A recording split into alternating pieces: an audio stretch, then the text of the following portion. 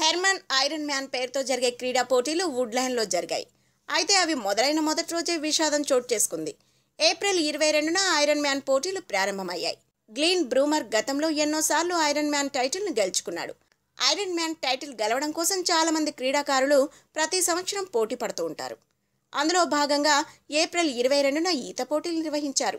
ఆ పోటీల్లో గ్లీన్ 2.4 మైళ్ళ దూరం ఈదాడు. అంతలో అతడు నీళ్లలో కనిపించకుండా పోయాడు. పోటీ ముగిసి క్రీడాకారులంతా ప్రాంగణం దగ్గరికి చేరుకున్నారు. అయితే గ్లీన్ మాత్రం వారిలో లేడు. అందరూ గ్లీన్ కోసం వెతుకుతున్నారు.